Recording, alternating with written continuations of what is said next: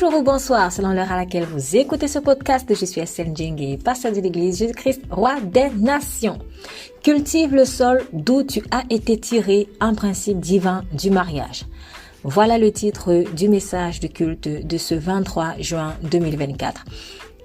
Dans le livre de Genèse chapitre 2, verset 5, nous voyons que Dieu avait créé certes la terre, les cieux, les herbes, les végétaux, les animaux, etc.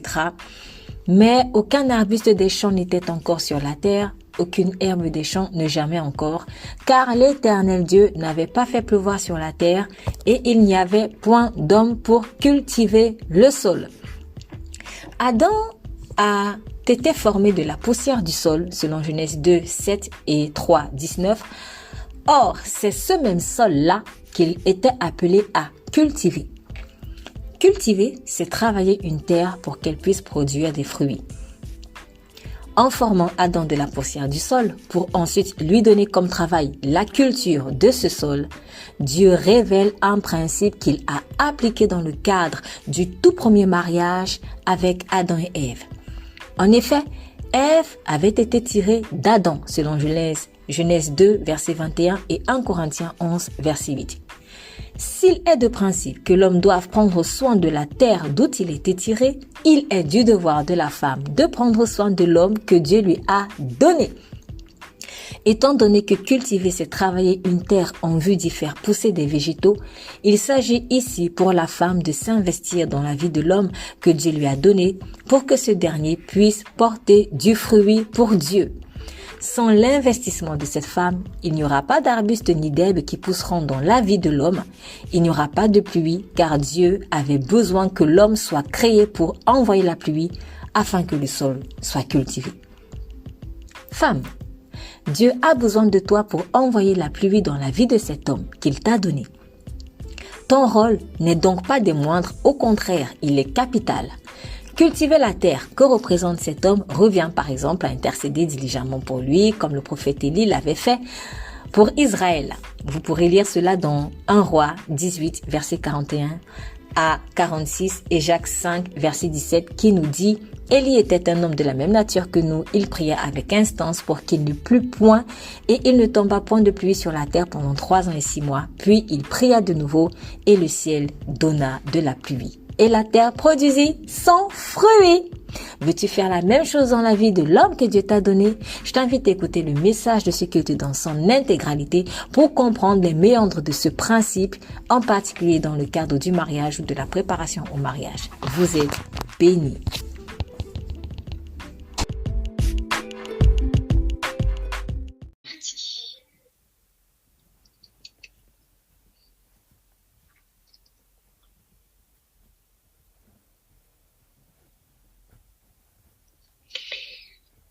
Alors, pendant que il y a quelques jours, je méditais sur quelque chose, j'ai été interpellée par un principe que je pense que beaucoup peut-être connaissent déjà, certains un peu plus, certains un peu moins, mais j'ai vu que c'est un principe qui est tellement important pour le Seigneur et qui a des ramifications un peu partout, je dirais même partout, dans les différents domaines de nos vies. À la base, j'étais en train de méditer aussi dans le cadre de notre futur programme de prière « Lève-toi et bats-toi pour ton mariage ». Lève-toi et bats-toi pour ton mariage. Donc, j'explique un peu le contexte dans lequel j'ai été amenée à observer ce que je vais partager aujourd'hui. Donc, si je parle essentiellement du mariage, ne soyez pas étonnés. Donc, parce que c'est vraiment le contexte dans lequel j'ai davantage réalisé ce principe que je vais partager aujourd'hui, qui ne s'applique pas seulement dans le cadre du mariage, mais qui s'applique aussi dans beaucoup d'autres relations. Mais bon, la manière dont le Seigneur a voulu vraiment que j'ouvre les yeux davantage, c'était en partant sur une étude par rapport au mariage. Donc, On va aller d'abord dans le livre de Genèse, chapitre 2, au verset 5. Pardon. Genèse, chapitre 2.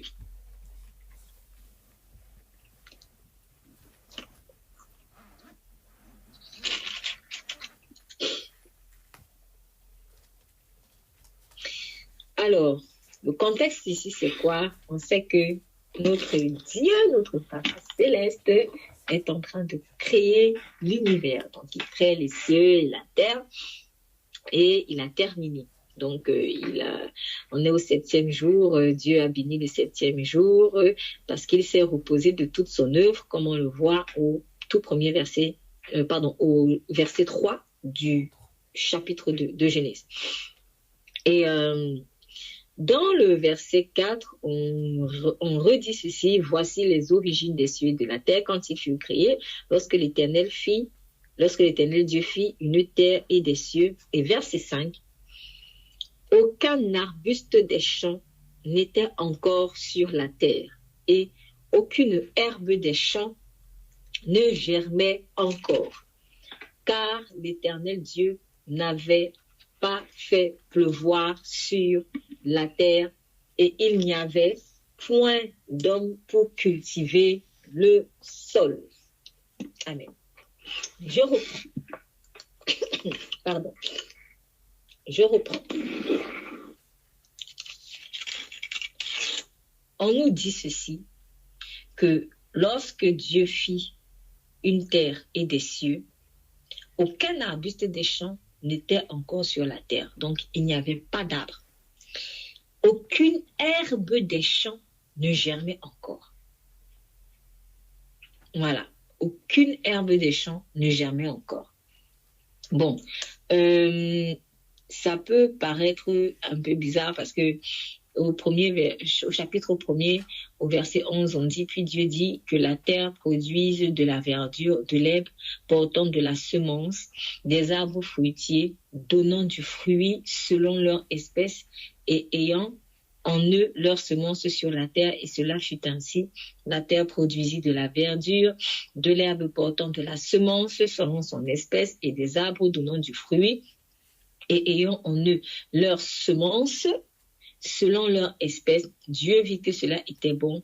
Ainsi, il y eut un soir et il y eut un matin. Ce fut le 3e jour. Donc, dans le chapitre 1er, on nous dit que Dieu avait commandé à ce que la terre produise de la verdure, de la végétation, et que chaque herbe donc portant sa semence, je vais faire une parenthèse ici par rapport à une petite vidéo que j'ai vue et qui en tout cas m'a interpellée parce que c'est la vérité. Peut-être on n'en parle pas toujours tant que ça, ou en tout cas on ne fait pas forcément le lien spirituel avec ce qui se passe en matière d'agriculture et de production des fruits, des légumes OGM. Et vous savez, cette tendance à créer ou à produire des fruits, par exemple, sans pépins, alors qu'à la base, il doit y avoir des pépins. Tu prends une orange, tu coupes l'orange, mais il n'y a aucun pépin, zéro pépin, un citron, zéro pépin. Bon, c'est bizarre, en fait. C'est très, très bizarre. Là, il faudrait vraiment que nous soyons sages dans notre élan scientifique. La science n'est pas censée s'opposer, en fait, à la foi en Dieu. Au contraire, la science, à vrai dire, elle vient appuyer la foi en Dieu, à vrai dire. Donc, l'opposition science et foi en Dieu, elle n'a pas lieu d'être. Parce que c'est Dieu qui a créé tout et il a créé la science justement pour étayer sa gloire, pour étayer son existence, pour étayer ses manifestations. La création d'elle-même parle de l'existence de Dieu. Donc, tout ce qui va être créé là, en fait, doit parler de l'existence de Dieu, mais ne peut pas s'opposer à Dieu. Donc, la science, à vrai dire, ne peut pas s'opposer, en fait, à la foi. Donc, quand malheureusement, l'homme qui est éloigné de Dieu, il va utiliser les choses, les dons, les talents que Dieu a mis à sa disposition pour maintenant combattre le Créateur. Ça, c'est vraiment le fantasme du diable selon lequel la créature doit dépasser le Créateur. c'est un fantasme du diable. Ça n'arrivera jamais. En passant. En tout cas, il faut comprendre que quand Dieu lui a créé la végétation, quand il a créé les herbes, même les herbes là, même les herbes, il dit que les herbes portent leurs semences. Donc, quand l'orange, ou je ne sais pas moi quel fruit qui est censé avoir le pépin, n'a plus son pépin, c'est bizarre en fait. Où est la semence de ce fruit-là? Vous voyez qu'en fait, il y a vraiment un esprit de stérilité, mais qui ne vient pas toucher que en fait, l'être humain, mais qui vient toucher les êtres vivants en général. Ça, c'est l'esprit de l'Antéchrist. L'esprit de l'Antéchrist vraiment se bat pour enlever en fait à l'homme la source ou alors la capacité à se reproduire. C'est pour enlever la vie. L'esprit de l'Antéchrist veut enlever la vie. Donc, parce que les végétaux, ce sont des êtres vivants. Ce sont des êtres vivants en fait. Donc, et ces êtres vivants-là, quand ils ont été créés, il y avait en eux la semence. Il y avait en eux la semence. Le diable veut tuer cette semence-là. Il veut tuer ces noyaux-là au travers desquels il y a la production et la reproduction. La production et la reproduction, la multiplication. C'est ça en fait. Donc, il veut tuer la vie. Donc, c'est juste une parenthèse pour dire que voyons que dans ces végétaux-là, Dieu avait déjà déposé sa semence. En temps normal, chaque herbe, chaque fruit, il porte sa semence. Et c'est pourquoi Dieu a déposé sa semence pour que le processus de reproduction soit toujours à l'infini. Voilà.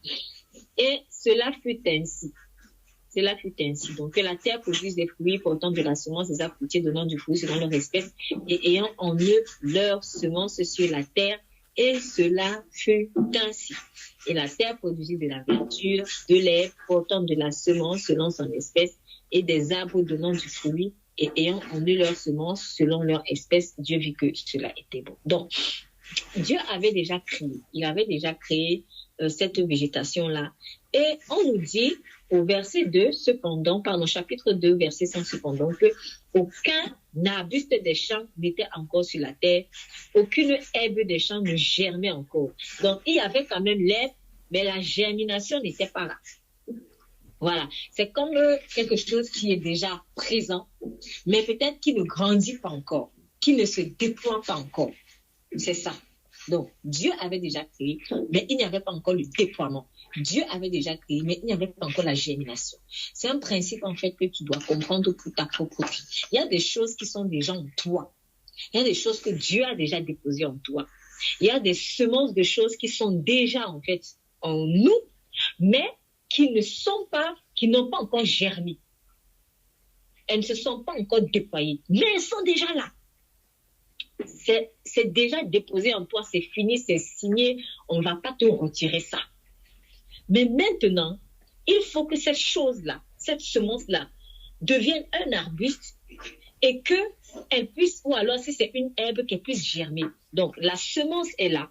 Pourquoi? Parce que la parole qui en elle-même est une semence, la parole de Dieu elle-même, c'est sperma. C'est une semence en fait. Maintenant, il faut que cette semence-là puisse germer. Il faut que cette semence-là devienne un arbuste. Et un arbre plus tard, parce que l'arbuste après c'est un petit arbre. Il faut que ce petit arbre-là devienne un grand arbre. Donc, il y avait du coup, malgré que les choses étaient créées, cependant aucun arbuste n'était encore sur la terre, aucune herbe ne germait encore. Donc, quand on dit qu'elle ne germait pas, ça ne veut pas dire qu'elle n'existait pas. Elle existait. La preuve, Genèse 1, verset 11 en fait. C'était là comme en soubassement. Cependant, peut-être qu'on ne pouvait pas facilement voir ça à l'œil nu, ou alors si on voyait à l'œil nu, peut-être que c'était encore tout rikiki, tout petit comme ça. Mais elle était déjà là, elle ne germait pas. Et pourquoi maintenant elle ne germait pas? 2 points. Car l'Éternel Dieu n'avait pas fait pleuvoir sur la terre, et il n'y avait point d'homme pour cultiver le sol. Je reprends. Car l'Éternel Dieu n'avait pas fait pleuvoir sur la terre, et il n'y avait point d'homme pour cultiver le sol. Donc, alors, quand on lit ceci, on voit un élément très important. Dieu, lui, il s'est chargé de créer ce qui n'existait pas. Il s'est chargé de créer si je reviens en Genèse 1:11, de créer la verdure, de créer l'herbe, de créer les arbres fruitiers, chacun selon son espèce et chacun portant en eux sa semence, en lui sa semence. Lui s'est chargé de créer. Cependant, il n'y avait pas d'arbuste, en tout cas, il n'y avait pas de déploiement de l'arbuste ou de la germination de l'herbe. Pourquoi? Parce qu'il n'y avait pas encore de pluie d'un côté et il n'y avait point d'homme pour cultiver le sol. Donc, il y avait deux choses qui manquaient. La première chose, c'était la pluie sur la terre. La deuxième chose, c'était l'absence de l'homme. Voilà l'une des principales raisons, les raisons pour lesquelles, en fait, il n'y avait ni arbre, ni herbe qui germait ou qui se déployait. Et c'est après avoir exposé cette absence de l'homme-là et cette absence de pluie, parce que, en fait, ça sert à quoi d'envoyer la pluie s'il n'y a pas quelqu'un pour cultiver? Donc, les deux raisons sont liées. Absence de pluie, pourquoi? Parce que de toute manière, il n'y a pas l'homme pour cultiver. Finalement, j'ai envie de dire que la raison première ou principale, à mon sens, c'était l'absence de l'homme. C'était l'absence de l'homme. Donc, je peux avoir l'eau pour arroser les choses, mais il faut que l'homme s'occupe, en fait, d'arroser. Je peux envoyer la pluie, mais il faut que l'homme s'occupe de cultiver avec cette pluie que je vais envoyer. Donc, à quoi ça sert d'envoyer la pluie s'il n'y a pas quelqu'un qui peut s'occuper de ce que j'ai créé? Et on nous dit que juste après, l'Éternel forma l'homme de la poussière de la terre et souffla dans ses narines un souffle de vie et l'homme devint un être vivant. Donc, après avoir donc constaté qu'il n'y a pas de pluie, il n'y a pas d'homme et pas d'homme pour cultiver le sol, on nous dit que Dieu forma l'homme de la poussière de la terre. Tout ça, c'était aussi pour expliquer pourquoi donc finalement l'homme vient, entre autres. Donc, l'homme était vraiment si je puis dire, la finalité de toute cette création-là. Dieu attendait l'homme, il avait tout préparé pour l'homme. Et il y avait des choses qui ne pouvaient pas se faire sans l'homme. Il y a des choses qui ne peuvent pas se faire sans toi. Dieu a tout créé, il a tout préparé. Mais il t'attendait. Il t'attendait. Et c'est justement parce que Dieu t'attendait que la pluie ne pouvait pas descendre. C'est lui qui fait la pluie. Mais pourquoi va-t-il envoyer la pluie si toi, tu n'es pas là pour cultiver, en fait, le sol? Donc, avant d'aller plus loin, j'aimerais vraiment rappeler une chose. Nous sommes, chacun d'entre nous est capital, en fait, pour un plan divin. Chacun d'entre nous est capital pour un plan divin. Oui, Dieu a déjà tout fait. Mais franchement, si je ne suis pas dans l'équation là, il n'y aura pas de pluie, il n'y aura pas de germination de l'herbe et il n'y aura pas d'arbuste. Il n'y aura pas de pluie, il n'y aura pas de germination d'herbe et il n'y aura pas d'arbuste. C'est ça en fait. Donc, vous voyez à quel point, je ne sais même pas comment dire ça, c'est-à-dire, en fait, l'importance de l'homme était si grande dans le processus de création. La place de l'homme était si grande dans le processus de création. Ma place est tellement grande. Ma place est tellement grande dans le processus de création. Rappelle, tu es capital pour le processus de Dieu dans le plan dans lequel il est en train de t'intégrer.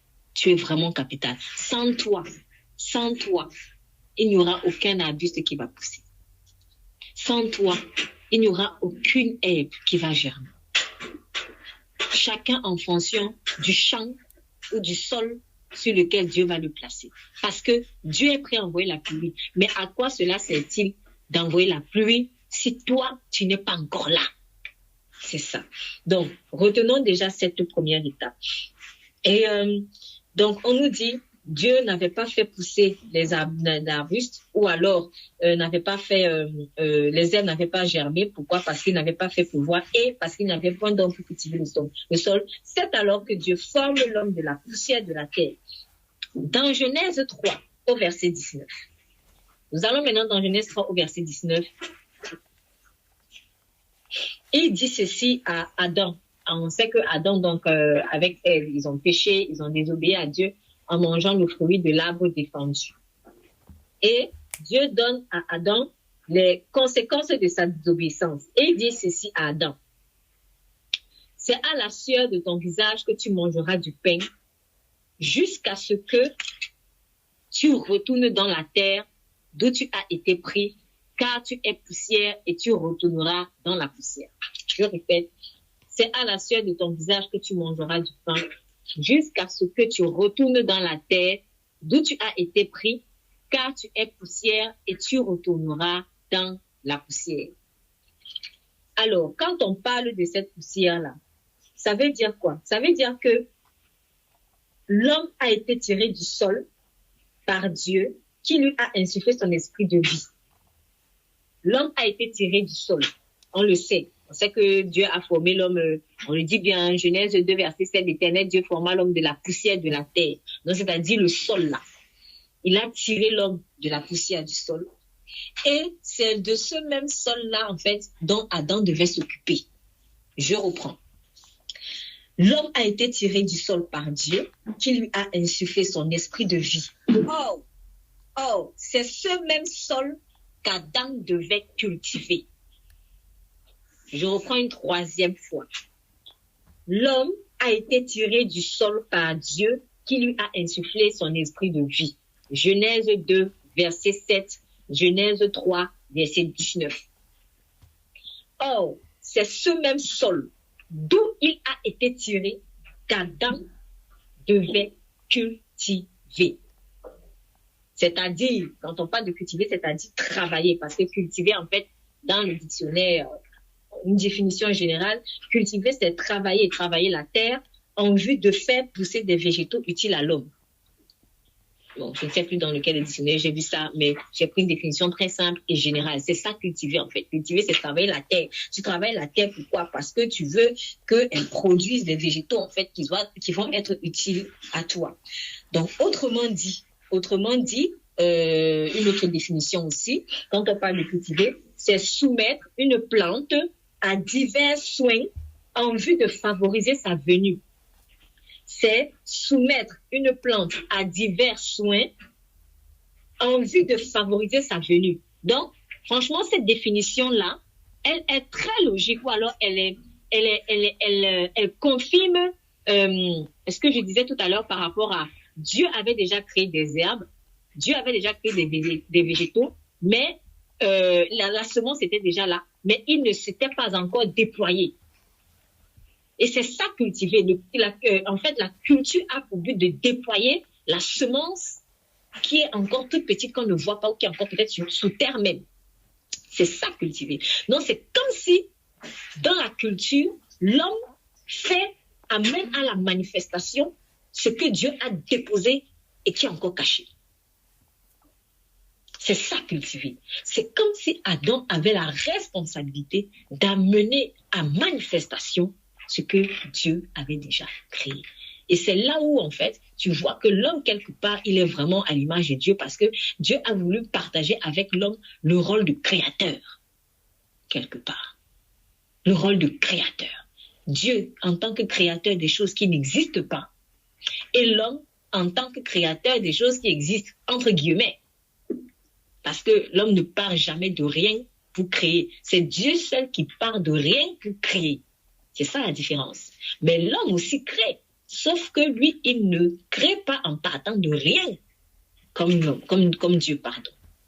Donc, Dieu avait créé les herbes, les arbustes à partir de rien. Cependant, Adam, lui, il a créé les choses à partir de ce que Dieu a déjà créé. Donc, Adam est là pour amener à la manifestation ce que Dieu a déjà déposé comme semence. C'est ça, cultiver. Donc, cultiver, c'est soumettre une plante à divers soins. Donc, tu as dit, tu vas prendre soin de cette plante-là. qui est encore toute petite, qui est encore en mode semence. Tu vas devoir la soumettre à plusieurs soins pour favoriser son déploiement. C'est faire pousser. Cultiver, c'est faire pousser. Donc, cela signifie que la chose, elle est toute petite et tu vas la faire grandir. Au sens figuré, cultiver, c'est former par l'éducation. C'est former par l'instruction. Ah, c'est pour cela qu'on entend, par exemple, l'expression de cultiver sa mémoire. Au sens figuré encore, ce qui est très intéressant, cultiver, c'est s'intéresser activement à quelque chose. S'intéresser activement à quelque chose. Donc, il n'y a pas de paresse là, en fait. Dans la culture, dans le fait de cultiver, il y a vraiment une dimension de diligence. Tu t'intéresses activement. Tu ne fais pas juste oui, ben ouais, mais tu es là. Et on sent que tu es là, tu es présent. Au sens figuré encore, cultiver, c'est entretenir, conserver, développer des relations amicales avec quelqu'un. Quand on parle, par exemple, de cultiver ses relations. Cultiver, en hébreu ici, en tout cas dans le livre de Genèse, là, c'est abad. Abad, qui était traduit dans Genèse 2, verset 5 précisément. Et abad signifie travailler, servir. Il y a donc ici, quand je disais tout à l'heure, qu'il y a vraiment dans cultiver là, l'idée de diligence, sans laquelle on ne pourra avoir de fruits ou de résultats. Alors, tout cela ramène à dire ceci. L'homme était appelé à travailler le sol d'où lui-même il était tiré. C'était un principe que Dieu était en train d'établir dans la vie de l'homme et qui fait partie même de sa constitution en tant qu'être humain, créé par le Dieu vivant. Je reprends. En fait, Dieu était en train d'établir ici un principe. Le principe selon lequel tu dois cultiver le sol d'où toi-même tu as été tiré. Tu dois faire pousser le sol d'où toi-même tu as été tiré. Les choses, les fruits, les produits du sol d'où toi-même tu as été tiré. En fait, la source d'où je viens, je dois en prendre soin. La source d'où je viens, je dois en prendre soin. C'était ça le principe que Dieu est en train d'établir. Et c'est un principe qui nous poursuit. Et quand on ne l'applique pas, je vous assure, on se place sous des malédictions. Il y a des choses qu'on n'obtient pas dans la vie parce que nous méprisons la source d'où nous sommes venus. Parce que nous ne prenons pas soin de la source d'où nous sommes venus. C'est ça en fait. Dès la Genèse, dès le début de la Bible, le principe de prendre soin du sol d'où tu as été tiré, donc prendre soin de ta source, c'était déjà établi. Et ce principe-là a beaucoup de ramifications. Aujourd'hui, je ne pourrais peut-être pas les expliquer toutes, mais je vais de temps en temps, en fait, donner des exemples.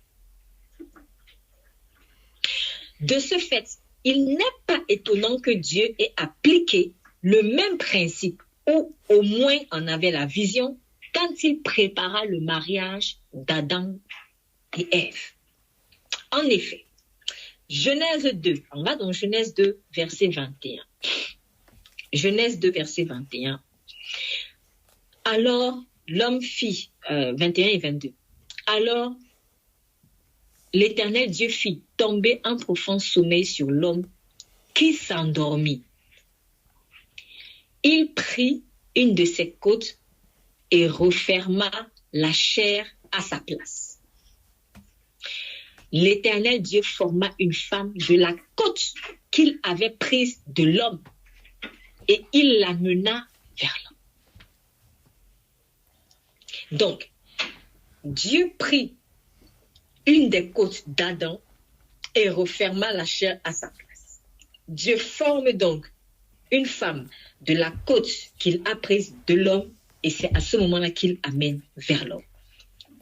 Dans 1 Corinthiens 11, verset 8, on nous dit, en effet, l'homme n'a pas été tiré de la femme, mais la femme a été tirée de l'homme. La femme a été tirée de l'homme. Si on applique le principe selon lequel la terre d'où l'homme a été tiré est la terre qu'il doit cultiver, et que Ève a été tirée d'Adam, cela signifie que Ève devait travailler au perfectionnement d'Adam.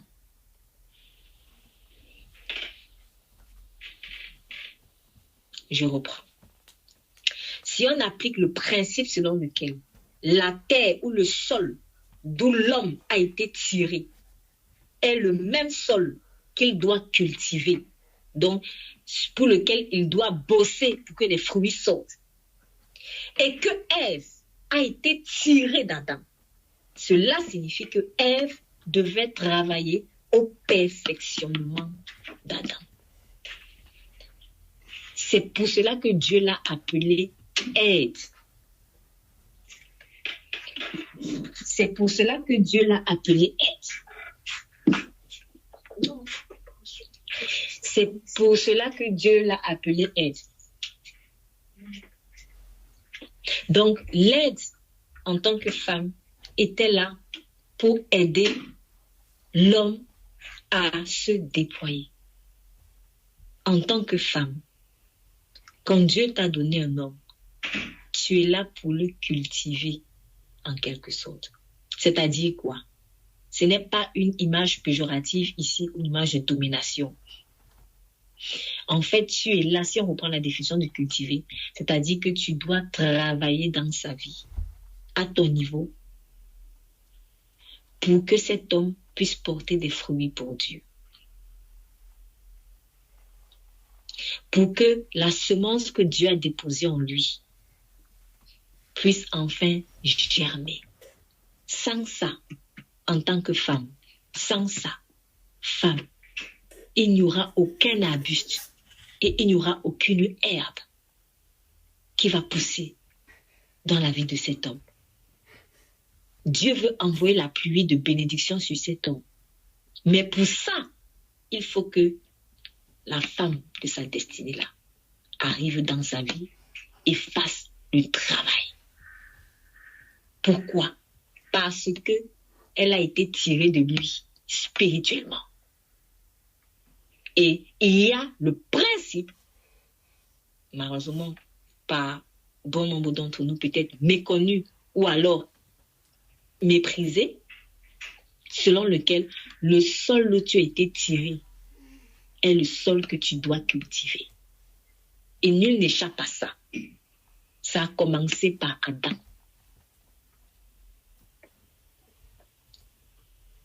Dieu n'a fait que poursuivre ce principe-là avec Ève. Le sol d'où tu as été tiré est le sol dont tu dois prendre soin pour que les fruits sortent. C'est ça le ministère de l'aide.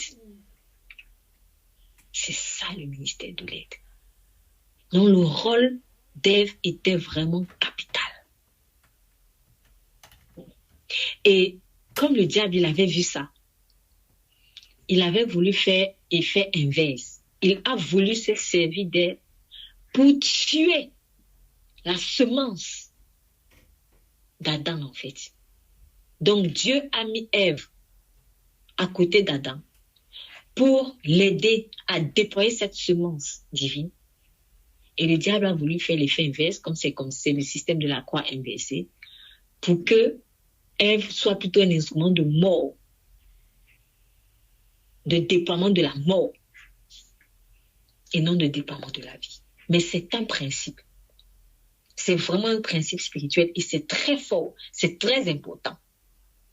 Donc, l'homme que Dieu me donne, d'où j'ai été spirituellement tiré, on va dire ça comme ça, est la terre que Dieu me donne à cultiver. Je dois donc diligemment investir en cet homme, travailler en fait en lui, à mon niveau, le servir, ce qui revient à servir Dieu, donner de ma personne jusqu'à ce que pousse du fruit dans sa vie.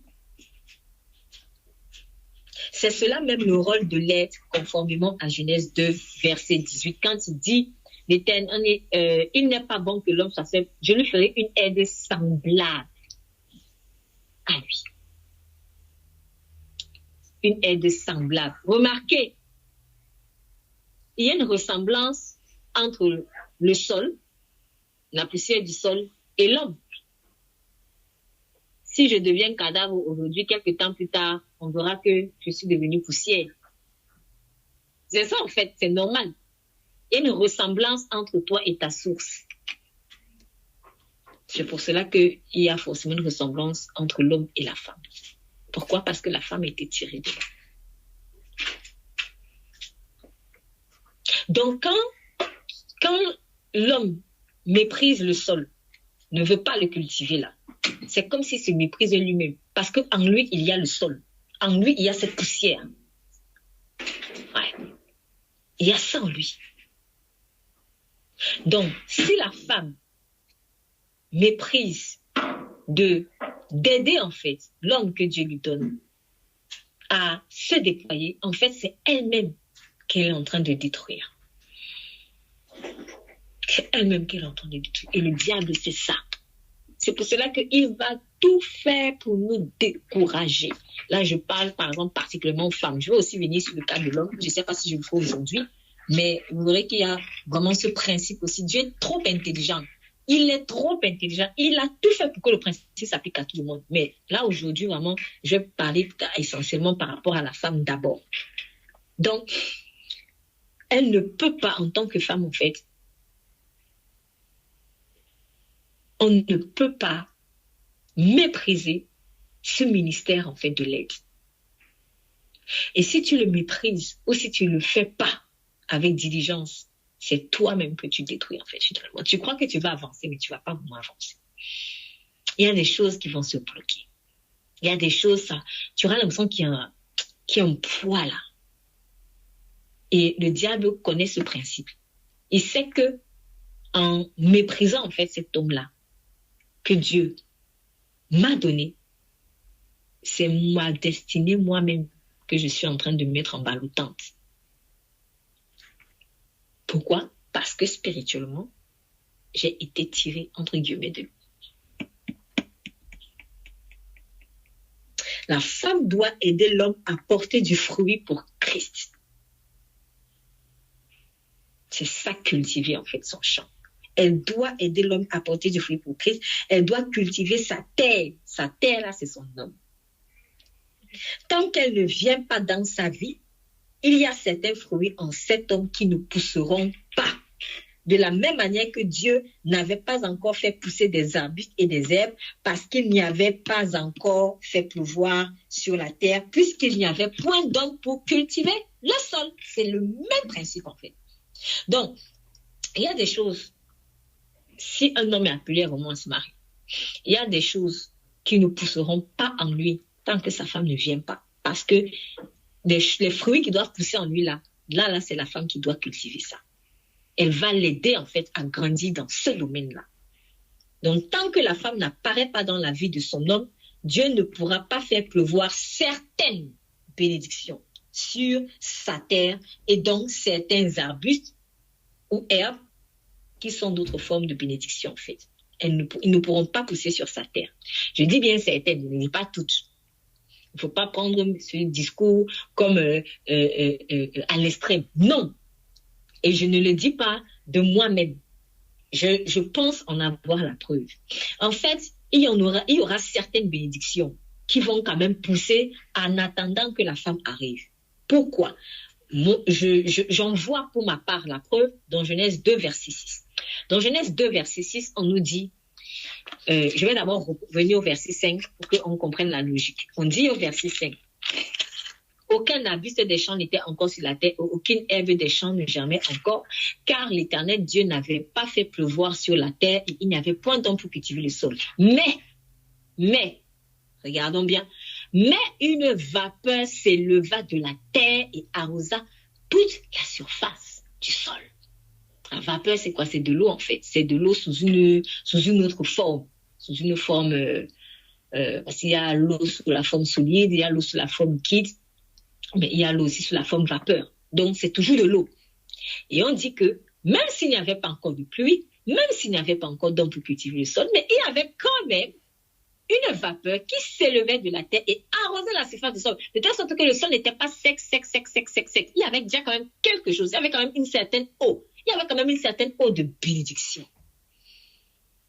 De telle sorte que l'homme, la terre, le sol n'était pas complètement à sec, parce que là, à sec signifie que tu es mort.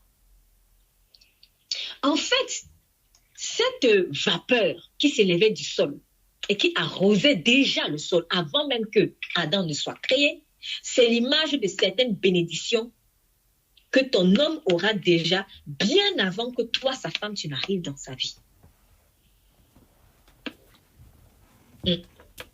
Ce qui veut dire que toi, en tant qu'homme, il y a certaines bénédictions que tu as et tu bénis Dieu pour cela. Tu n'es peut-être pas marié encore, mais tu es béni. C'est la vapeur qui sort. C'est la vapeur qui sort de la terre. Mais tu ne vas pas te contenter uniquement de la vapeur. C'est pour cela qu'à un moment donné, tu vas te sentir limité. Franchement, si vous avez soif, si j'ai soif, est-ce que je peux me contenter d'une vapeur pour me désaltérer? J'ai besoin d'un bon verre d'eau, d'une bonne bouteille d'eau là, liquide. La pluie, c'est l'eau sous la forme liquide. La vapeur, c'est l'eau sous une autre forme. Bon, c'est toujours l'eau, mais c'est pas pareil, hein. C'est pas pareil. C'est vrai, je préfère être, peut-être s'il fait trop chaud et que c'est une chaleur sèche, je préfère être dans un endroit un peu plus humide ou alors sentir une certaine rosée sur moi parce que ça va me rafraîchir. Mais si j'ai vraiment soif, ça ne va pas me suffire. Et je vais me sentir mal. J'ai besoin de boire de l'eau liquide. Et c'est ça la pluie. C'est pour cela que, en tant qu'homme, je parle à quelqu'un peut-être qui veut jouer les célibataires endurcis alors que Dieu t'appelle à te marier et que c'est le temps.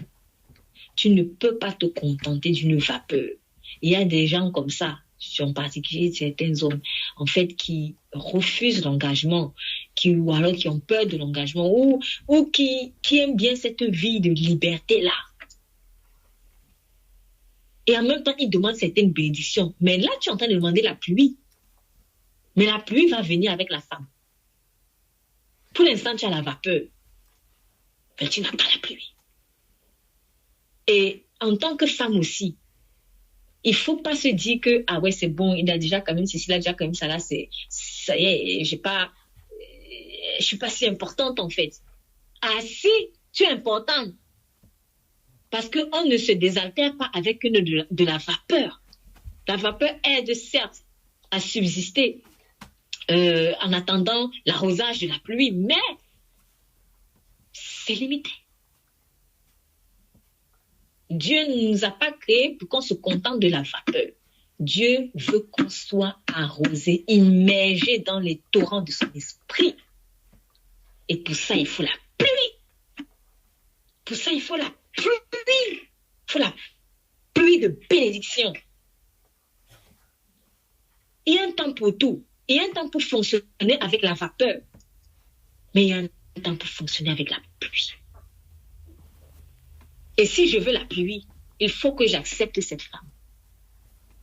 Si je veux la pluie, il faut que j'accepte de rentrer dans les liens du mariage que Dieu veut pour moi. Il faut que j'accepte ce mariage. C'est très important. Donc, certes, le sol va avoir une certaine bénédiction parce qu'il y a de la vapeur. Cependant, tant qu'il n'y a pas l'homme, pourquoi Dieu va envoyer la pluie? Parce que la pluie vient pour aider à cultiver. On ne peut pas cultiver seulement avec la vapeur. Il faut l'eau de pluie. Et pour ça, il faut qu'il y ait quelqu'un qui s'occupe, qui prenne soin de cette plante-là. Donc, oui, il y a certaines bénédictions, je les ai, mais il faut que je passe à une nouvelle dimension. Donc, en tant que femme, il faut savoir que On est importante, en fait. On est trop importante. Parce que certaines bénédictions, l'homme que Dieu t'a donné, il ne pourra pas les avoir tant que tu n'interviens pas. C'est vrai, ça va peut-être choquer certains, d'autres, ça va titiller leur ego, mais il n'y a pas une question d'ego ici, là. C'est un principe spirituel. C'est un principe spirituel. Je dois travailler le sol d'où j'ai été tiré. Je dois bénir la source d'où je viens. Et en tant que femme, si j'ai été spirituellement tirée de quelqu'un, je dis spirituellement parce que c'est une image, mais en fait, elle reste forte. Dieu lui voit ça, il lui voit les choses comme ça. Donc, il considère que tu étais tiré, en fait, de lui. Vous êtes dans l'esprit, vous êtes un, en fait. Je dois bénir cet homme. Il est le sol. Il est comme le sol d'où j'ai été tiré. Il faut que je le bénisse. Il faut que je prenne soin de lui. Sinon, il n'y aura pas la pluie, il n'y aura pas d'arbuste, il n'y aura pas d'herbe qui va germer. Les herbes seront là. Petit. Mais on ne se nourrit pas d'une cerise quand c'est encore tout petit comme ça, quand elle est verte. Il faut qu'elle soit mûre pour qu'elle fasse du bien au corps, aux papilles gustatives et aux gens. Et pour ça, femme, tu es importante. Tu es très importante. Donc, je disais que la vapeur qui s'élève de la terre, là, c'est l'image de certaines bénédictions que cet homme aura déjà avant que la femme de sa vie ne le cultive, entre guillemets, ou n'intervienne. Donc, ça m'a un peu fait penser à l'état de la terre avant que la lumière soit. Bien que la terre fût informe et vide, on dit que l'Esprit de Dieu se mouvait quand même au-dessus des eaux. Genèse 1, verset 2. Genèse 1, verset 2. Au commencement, Dieu créa les cieux et la terre. Verset 2. La terre était informe et vide. Il y avait des ténèbres à la surface de l'abîme et l'Esprit de Dieu se mouvait au-dessus des eaux. Oui, c'était encore en désordre. La terre, les cieux, tout était encore en désordre. C'était pas encore formé. Cependant, l'Esprit de Dieu se mouvait déjà quand même. C'est la vapeur là. C'est la vapeur. Ça veut dire que cet homme-là, l'Esprit de Dieu est en train de mouvoir au-dessus de lui. Qu'il connaisse Christ ou qu'il ne connaisse pas Christ, l'Esprit de Dieu agit déjà. Quand même. L'Esprit de Dieu agit déjà. Chacun maintenant, en fonction de sa situation, en fonction de sa relation avec Dieu, donc cet homme va être plus ou moins à fond avec le Saint-Esprit. Pour d'autres, pas du tout. Mais, quoi qu'il en soit, l'Esprit de Dieu est déjà quand même là. Même s'il ne connaît pas encore vraiment le Seigneur, mais l'Esprit de Dieu se meut au-dessus de ses eaux. Il va le conduire. Il va le conduire. Même s'il est têtu comment, mais il va le conduire. Et même pour un homme qui est vraiment très rempli du Saint-Esprit là, oui, l'Esprit de Dieu se met au-dessus de toi, mais si tu as appelé à te marier, ta femme là, elle va te capitale pour déployer certaines choses dans ta vie. Donc, il ne faut pas se dire, ouais, moi, je suis déjà trop rempli de l'esprit, machin, ouais. Ta femme va te capitale. Sinon, il y a certaines choses qui ne vont pas sortir de toi. Donc, comment, en fait, on peut mépriser le rôle de la femme comme ça? Comment? J'en appelle vraiment à ceux, je fais une parenthèse par rapport à ceux qui méprisent, en fait, la femme. Et aux femmes qui se méprisent elles-mêmes, même si tu es aux côtés d'un homme qui est très loin. Fais attention pour ne pas te mépriser, parce que je t'assure, plein de choses que cet homme a là, ça va venir par toi. Même si on ne te connaît pas, même si tu n'apparais jamais sur les écrans. Mais c'est toi, en fait, en le cultivant, spirituellement parlant, qui va faire que certaines de ces fruits vont sortir. Et les gens vont acclamer, les gens vont dire, ouais, cet homme, il a ça. On ne sait même pas que c'est parce qu'il y a une femme qui est en train de cultiver derrière. Et c'est un devoir que Dieu nous confie en tant que femme. C'est vrai, il y a certains hommes qui ne vont même pas reconnaître ça, hein, tellement ils sont orgueilleux. Ils ne vont pas reconnaître que c'est grâce à sa femme qu'il a ça. Les gens vont l'acclamer, les foules vont l'acclamer, ou des gens vont bénéficier de ce qu'il a. de ce qu'il a, de ce qu'il est devenu. Et on ne saura peut-être pas que c'est cette femme-là. Mais c'est pas grave. On n'est pas là pour chercher une reconnaissance des hommes. Attends seulement la cérémonie des Oscars célestes. Je l'appelle comme ça, la cérémonie des Oscars célestes. Le récompense. Parce que franchement, au ciel, on sera surpris. On sera surpris. Ce qu'on ne voyait jamais là, on va les voir devant. On va se dire, mais lui, il sort d'où? On croyait que, Dieu, lui, sait tout. Dieu connaît bien d'où viennent nos forces. Et Dieu connaît l'investissement de chacun. Donc, même si on ne sait pas que c'est toi qui as amené la pluie de bénédiction sur sa vie là, c'est pas grave. C'est pas grave. Ne cherchons pas la reconnaissance des hommes. Si cet homme après va t'honorer par rapport à ça, gloire à Dieu. Gloire à Dieu. Mais s'il ne le fait pas, je crois que Dieu va s'arranger à te récompenser avec beaucoup d'honneur et de gloire le moment venu. En attendant, toi, cultive bien ton champ. Cultive bien ton champ. Parce que sans toi, cet homme-là ne pourra pas porter certains fruits. Franchement. Franchement. Ça ne veut pas dire que si maintenant tu ne fais pas ton rôle, Dieu va l'abandonner. Hein? Je vais me rapporter Niance ici là.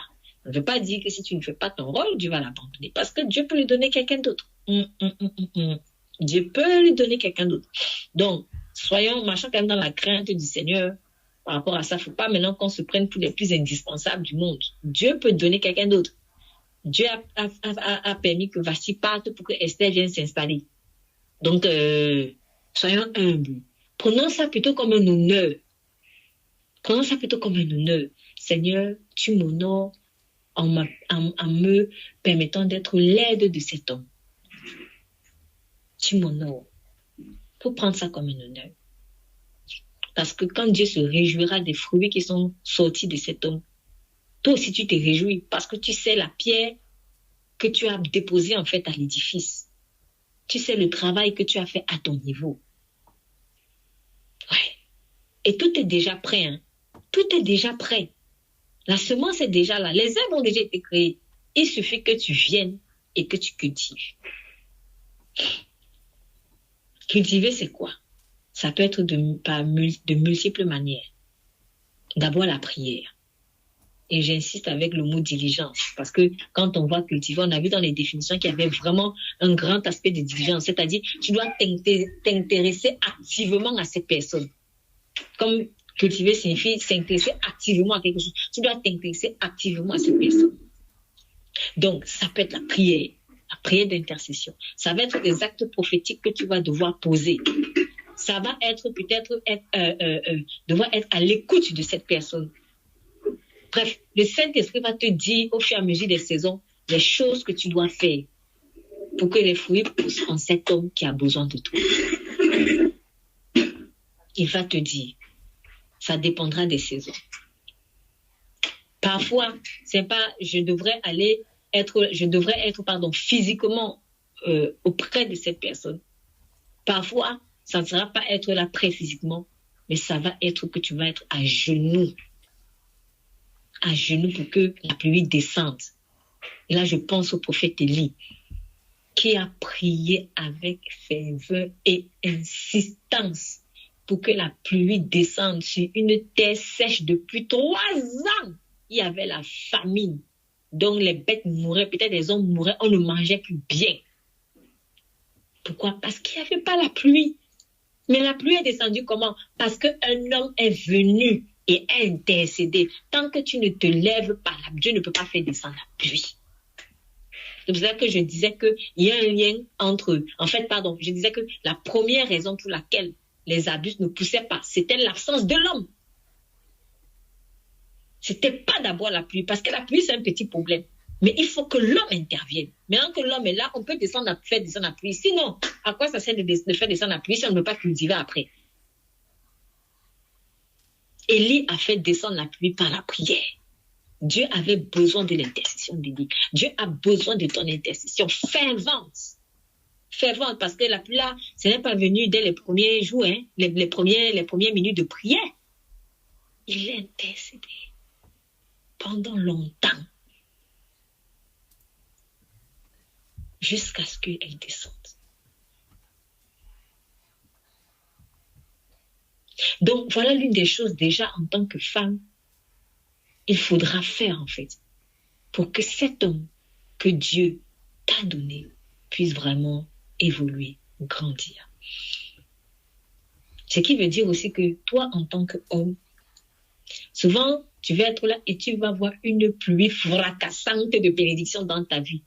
Et tu vas commencer à dire, ouais, c'est parce que j'ai fait ceci, ouais, c'est parce que j'ai fait cela. C'est pas le hasard. C'est pas le hasard. C'est parce qu'il y a ton aide qui a fléchi les genoux, qui a payé le prix. Donc, humilité. Humilité.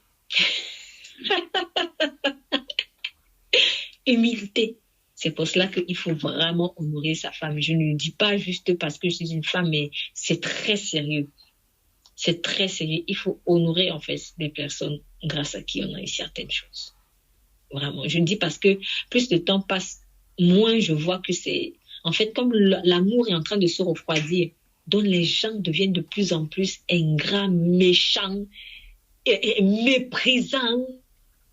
Il fait comme si, en fait, tu es son esclave. Ah, c'est normal, tu devais faire ça. Ah, c'est normal, tu sais Dieu. Ok, d'accord. Bon, bah, c'est vrai, je sais Dieu. Mais toi, tu peux pas reconnaître. Tu peux pas reconnaître ce travail. C'est pour ça aussi que malheureusement, dans beaucoup de foyers, et même parmi des enfants de Dieu, il y a des femmes qui sont tristes. Eh bien, parce que leur place n'est pas vraiment reconnue. Parce que le mari ne reconnaît pas, en fait, que plein de choses qu'il a là, c'est grâce à sa femme. Des choses que j'ai vues, tant chez des païens que chez des chrétiens. Et c'est dommage. Pourquoi? Parce que l'homme est très orgueilleux. L'homme n'aime pas honorer, en fait, les moyens par lesquels Dieu est passé pour le bénir. Il fait semblant de remercier Dieu, mais un Dieu qu'il ne voit pas. Comment tu peux remercier Dieu que tu ne vois pas et ne pas remercier l'homme que Dieu a utilisé, l'homme avec grand H, ou l'être humain, comme vous voulez, que Dieu a utilisé pour te bénir? C'est bizarre. C'est bizarre, ça. C'est bizarre. C'est pas différent des pharisiens. Comme un pharisien avait dit à celui que Jésus avait guéri, donne gloire à Dieu, mais nous savons que cet homme est un pécheur. Quoi? Tu dis de donner gloire à Dieu, un Dieu que tu ne vois pas, et tu méprises Jésus, homme, par qui Dieu est passé pour le bénir? Non. Franchement, on est hypocrite, hein, souvent. On est hypocrite. On dit merci à Dieu, mais parce que nous ne le voit pas. Mais dès que maintenant Dieu se montre, non, on ne fait plus.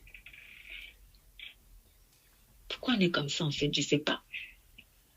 C'est juste de la méchanceté, on a besoin de dire. Mais vraiment, hein, j'insiste par rapport à ça. Beaucoup d'hommes vivent de belles choses en ce moment. C'est grâce à leurs femmes. Même si vous n'êtes même pas encore marié parfois. Même si vous n'êtes même pas encore marié. Mais c'est parce que celle que Dieu a choisie pour toi, en fait, en train de gémir pour toi. Si on la retire là, tu vas voir comment tu vas chuter. Et je ne dis pas ça pour que maintenant, il faille idolâtrer sa femme. Attention, c'est pas le but. Mais chaque chose a sa place. C'est pas une question d'idolâtrie, en fait. C'est une question d'honneur, de reconnaissance. Parce que si je ne le fais pas, c'est que je ne comprends même pas le principe là. Le principe de... Il est important, en fait, de bénir sa source. Il est important. Il est important de faire du bien, en fait, à sa source. Donc, si cette femme n'obéit pas à ce principe, si elle était aussi désobéissante à Dieu, est-ce que tu aurais ce que tu aurais là? Plein de choses difficiles que nous vivons, c'est parce que des gens sont désobéissants à Dieu. Peut-être quelqu'un peut être en galère aujourd'hui, en galère financière par exemple. Dieu va mettre à cœur à son prochain de l'aider. Le prochain, il entend la voix de Dieu, mais il refuse. Ça va être compliqué. C'est pas pour rien qu'il est écrit que la nature attend avec un ardent désir la révélation des fils de Dieu. En fait, si les fils de Dieu ne se révèlent pas, il y a des choses, en fait, qu'on ne pourra pas voir. Il y a des choses qu'on ne pourra pas voir. Quand Saül avait refusé d'obéir à Dieu en tuant tous les Amalécites, ça s'est encore retourné contre Israël. Parce que plus tard, il a fallu confronter Aman. Aman, qui était un Amalécite, il sortait d'où?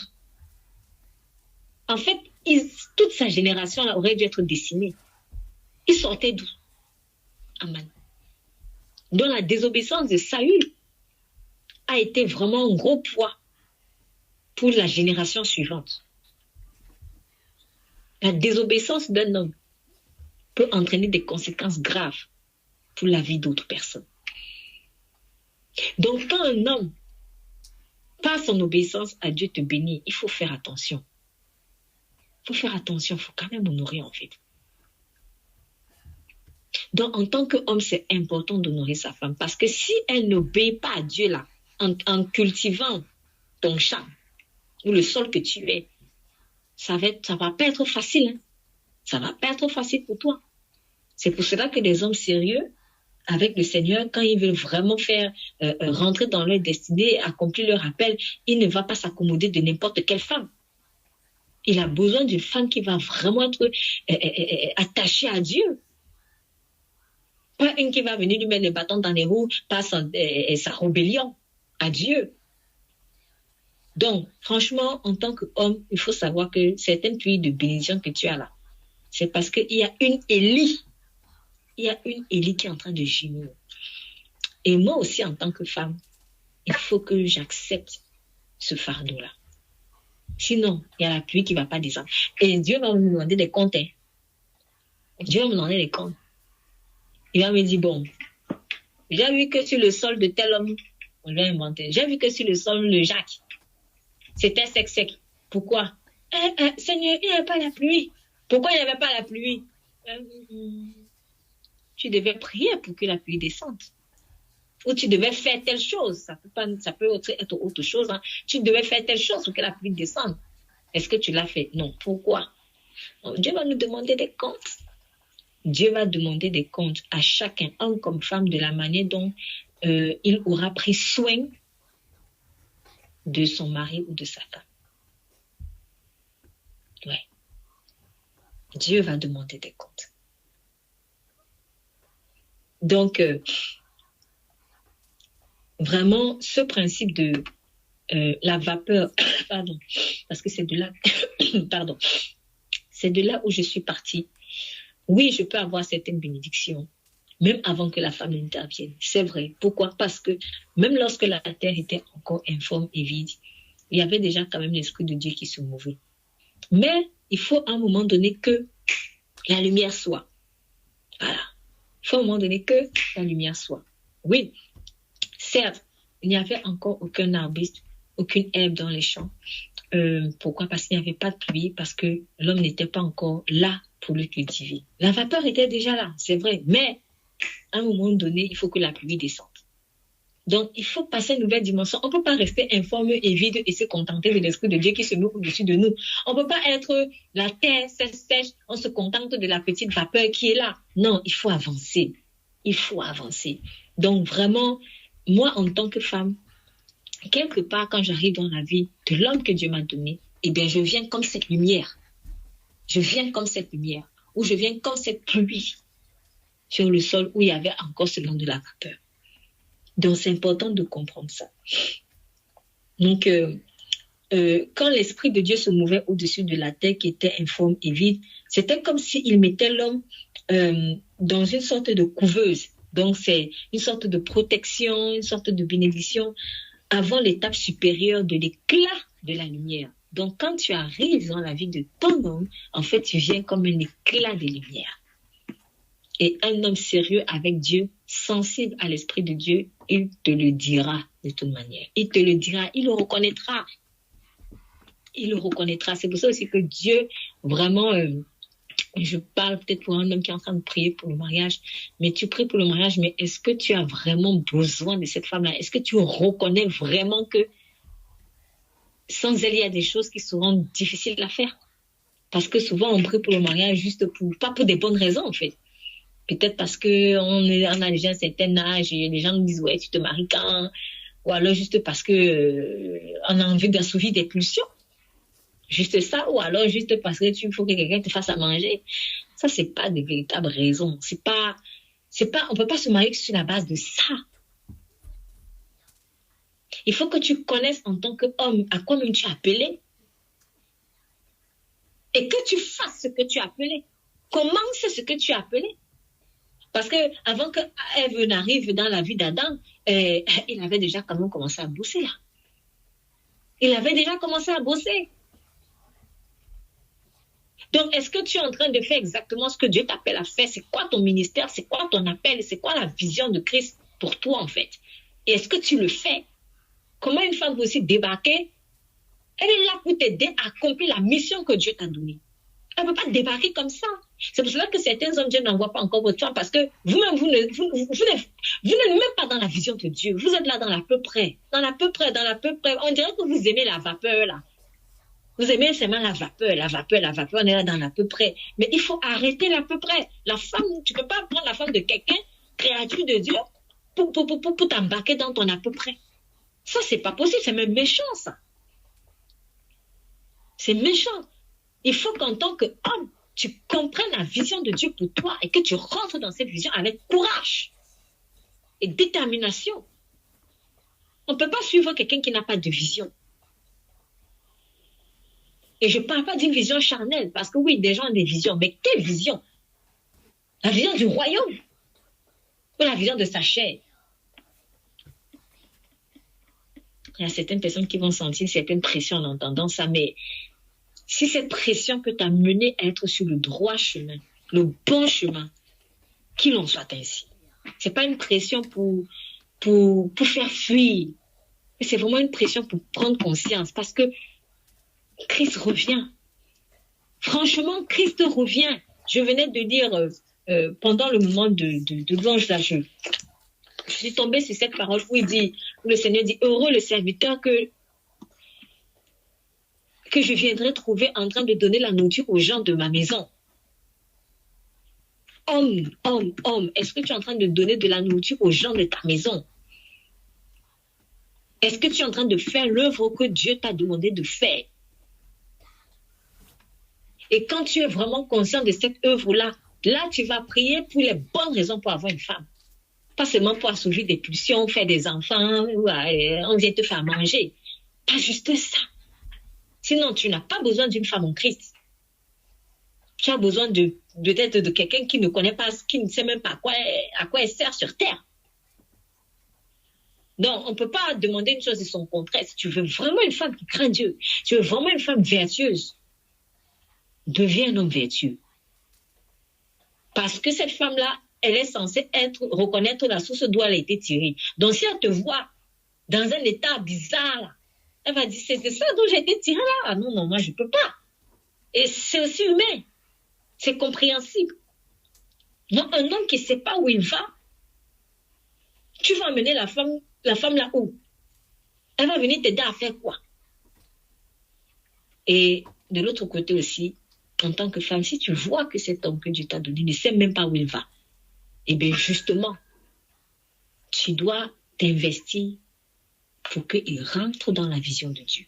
Parce que oui, c'est vrai, il y a des hommes, ils ne savent même pas pourquoi ils sont sur terre.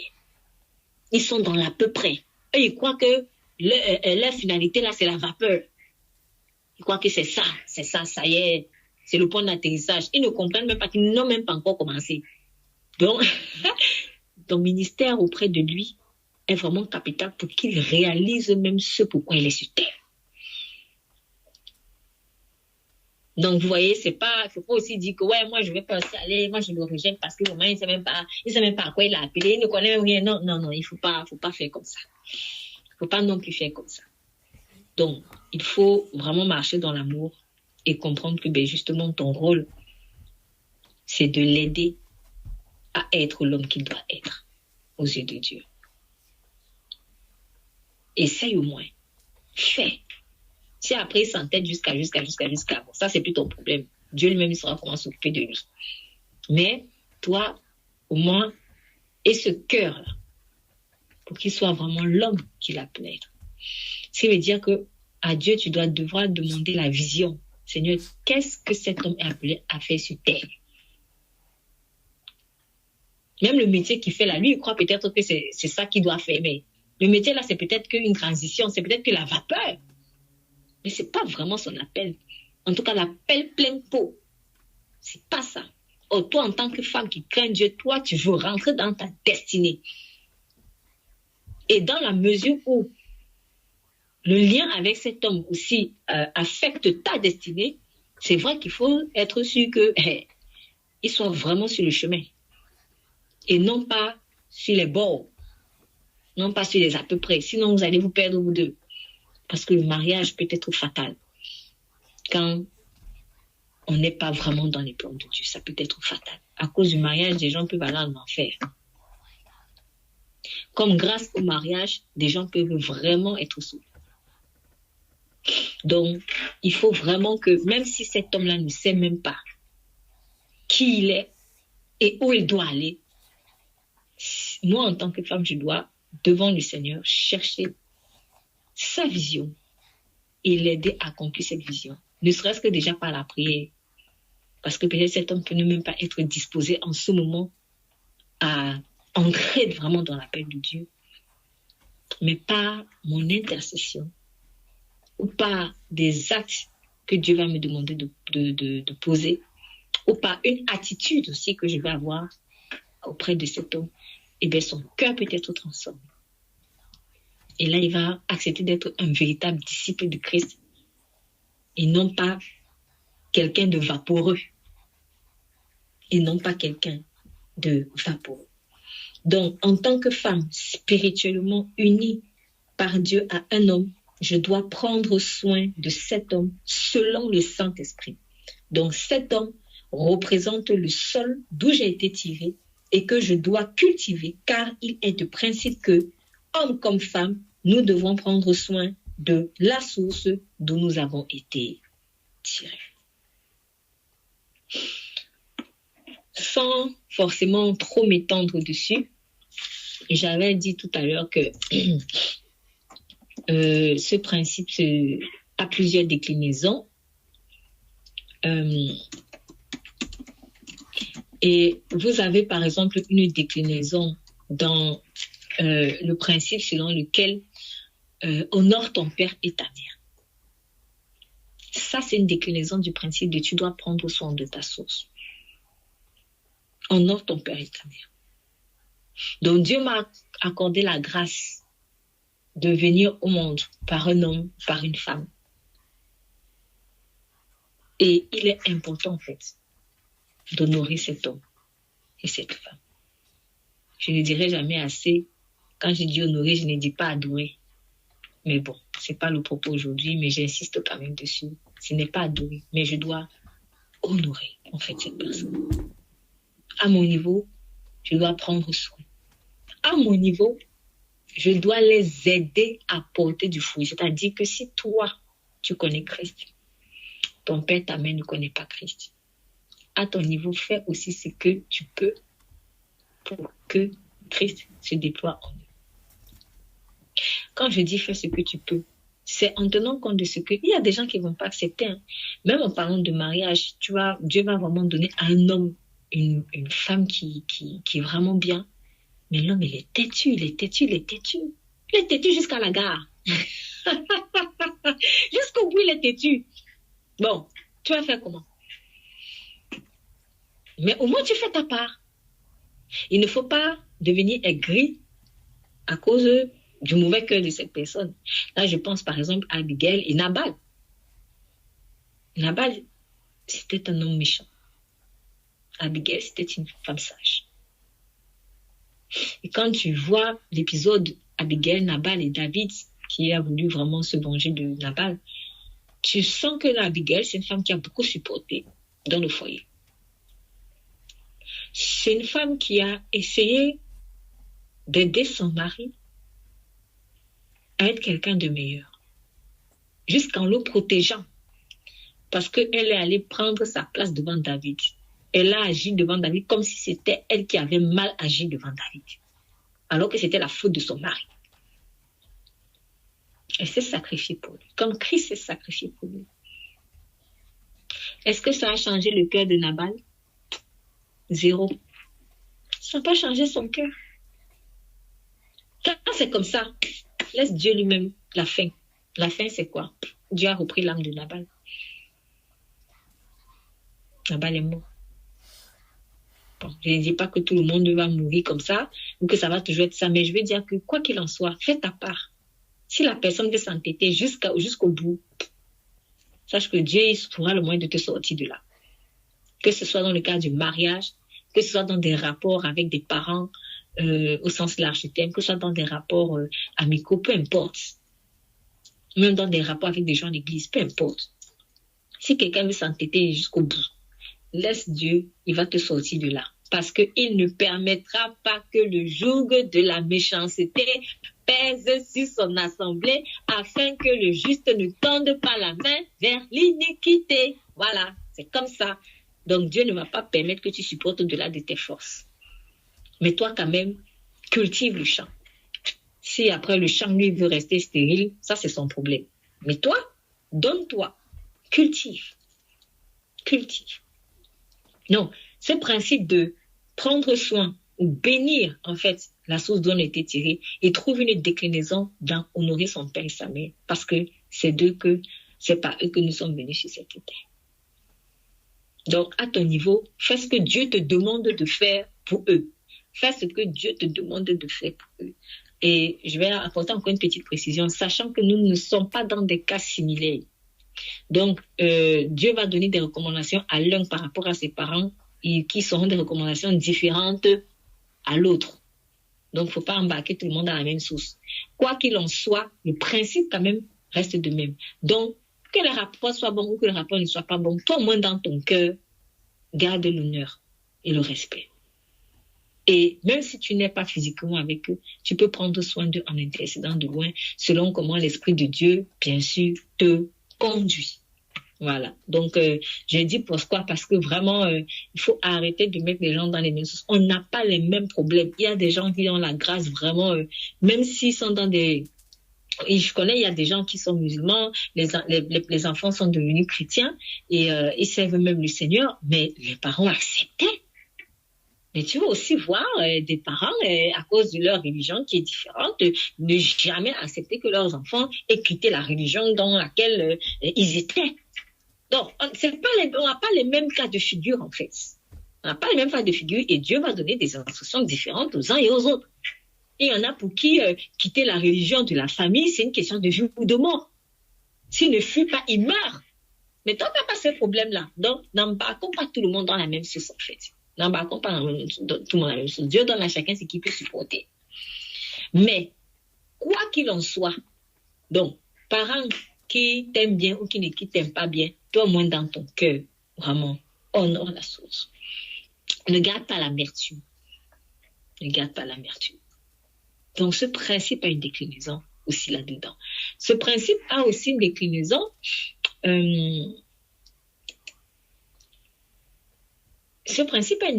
dans les rapports, peut-être maître subordonné, par exemple, ou alors une personne peut-être qui est d'une manière ou d'une autre ton maître, ou une personne d'une manière ou d'une autre qui, je sais pas, soit qui t'a employé, soit qui te forme, soit qui te conduit, en fait. Il y a, en fait, dans le Proverbe 27,